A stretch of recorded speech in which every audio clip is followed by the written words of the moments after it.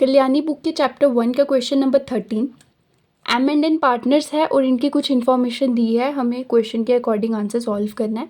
Capital opening capital दी है M&N की 80,000 and 1 lakh. Addition capital बताई है 1 जुलाई को, सिर्फ M ने की हुई है 20,000, N ने कुछ भी कॉन्ट्रीब्यूशन नहीं किया एडिशन कैपिटल का। उसके बाद loan to the firm M ने कुछ नहीं दिया है और N ने दिया है 10,000 रुपीज़। वहीं पे ड्राइंग्स हुई हैं पूरे साल की, क्योंकि यहाँ पे डेट ऑफ ड्राइंग मेंशन नहीं है, नहीं पता किस तारीख को ड्राइंग्स की थी। M ने की थी 10,000 और N ने की थी 5,000। और इंटरेस्ट ऑन कैपिटल देना है 12% पर एनम दोनों को। और हमें फाइंड क्या करना है क्वेश्चन में, इंटरेस्ट ऑन कैपिटल। तो यहाँ पे एक चीज़ देखो, इन्फॉर्मेशन तो बहुत सारी गिवन है, दैट इज़ कैपिटल गिवन है, एडिशन कैपिटल गिवन है, लोन टू द फर्म भी गिवन है और ड्राइंग्स भी। क्या इन दोनों का कहीं पे काम आएगा इंटरेस्ट ऑन कैपिटल कैलकुलेट करने में? तो नहीं। ड्राइंग्स का तो आता था काम, बट इस बार क्यों नहीं आएगा? Because date of drawing mention नहीं है, तो हमें नहीं पता कि साल के किस मंथ में अमाउंट डिडक्ट करवाया गया था। सो इस ड्राइंग को हम कहीं से भी माइनस नहीं कर सकते, क्योंकि डेट ऑफ ड्राइंग मेंशन नहीं है। अगर मेंशन होती तो हम ज़रूर डिडक्ट करते। वहीं पे लोन टू द फर्म का इंटरेस्ट ऑन कैपिटल की कैलकुलेशन करने में कोई हाथ नहीं है, तो इसको भी हम यहाँ पे कुछ भी कंट्रीब्यूट नहीं करेंगे। अब हम करेंगे calculation of interest on capital. सबसे पहले हम M की कैलकुलेशन कर लेते हैं। तो M की कैलकुलेशन करने के लिए सबसे पहले उसकी ओपनिंग कैपिटल, हमेशा जो इंटरेस्ट ऑन कैपिटल मिलेगा वो ओपनिंग कैपिटल से मिलता है। सो ओपनिंग कैपिटल से ही स्टार्ट किया जाता है, तो उसकी ओपनिंग कैपिटल 80,000 है। सो मैं यहाँ पे लिख दूँगी फ्रॉम 1 अप्रैल।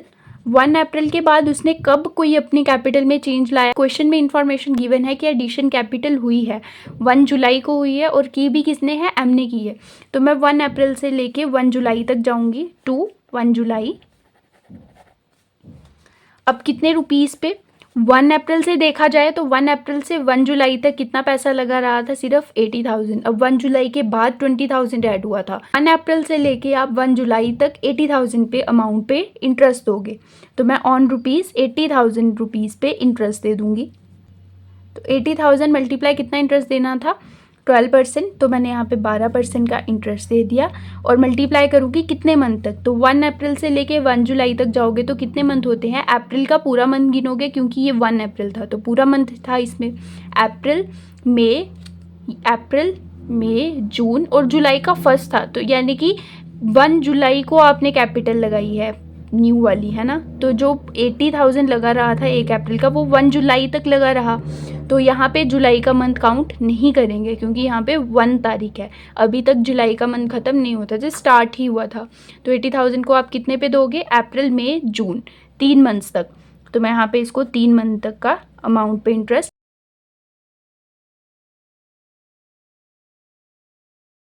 तो ये हो गया आपका 2400। ये पहली बार का इंटरेस्ट ऑन कैपिटल। उसके बाद अब 1 जुलाई के बाद से उसने कुछ भी नहीं किया। यहाँ पे ड्राइंग्स बेशक बताई है कि 10,000 की है, बट डेट नहीं मेंशन है, तो हमें नहीं पता कि किस मंथ पे डिडक्ट करना है इस अमाउंट को, तो हम यहाँ पे ड्राइंग को भी नहीं देखेंगे। तो अब 1 जुलाई के बाद सीधे आप कहाँ तक जाओगे? 31 मार्च तक जाओगे। तो अब मैं यहाँ पे लिखूँगी फ्रॉम 1 जुलाई। इस बार अब 1 जुलाई से इसी अमाउंट से, क्योंकि यहाँ पे ही इसी दिन आपने एडिशन की थी ना, तो इसी अमाउंट से हम जाएंगे अब नेक्स्ट और कुछ भी चेंज नहीं आया, तो 31 मार्च तक। अब कितने रुपए पे? 80,000 में 20,000 और ऐड हुआ था, यानी कि 1 लाख रुपीज़ पे। अब मैं 1 लाख रुपीज़ पे इसे इंटरेस्ट दे दूँगी।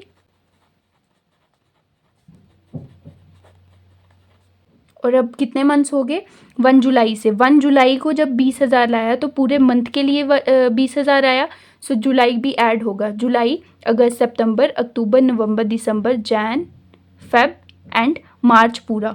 सो ये कितने मंथ हो गए? 3 + 3 6 + 3 9। सो 9 मंथ्स। तो ये आपका हो गया 9,000 rupees. So total interest on capital का कितना हो गया? 9,000 + 2,400, 11,400। ये था M का इंटरेस्ट ऑन कैपिटल। अब N का भी निकल जाएगा। अब आपको N का इंटरेस्ट ऑन कैपिटल निकालना है, तो उसका ओपनिंग कैपिटल दिया है 1 लाख। उसके बाद एडिशन जो 1 जुलाई को एम ने किया था, उस दिन पे एन ने कुछ नहीं किया एडिशन। लोन एन ने दिया था 10,000, बट उसका इंटरेस्ट ऑन कैपिटल से कोई मतलब नहीं है और ड्राइंग्स की डेट मेंशन नहीं है, तो हम इसको भी कहीं से भी डिडक्ट नहीं कर सकते। इसका मतलब एन की जो 1 लाख कैपिटल थी उस पे ही इंटरेस्ट मिलेगा पूरे साल का।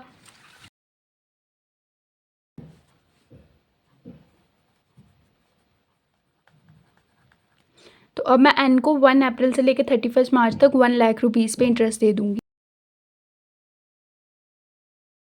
अब 12 मंथ्स का देना था तो मैंने 12/12 कर दिया। तो अब कितना आ जाएगा, 1 लाख का 12% ही निकालना है आपको सीधे, तो ये आ जाएगा आपका 12,000। तो एम का जो टोटल इंटरेस्ट ऑन कैपिटल बना वो 11,400 बना और एन का कितना बना, 12,000।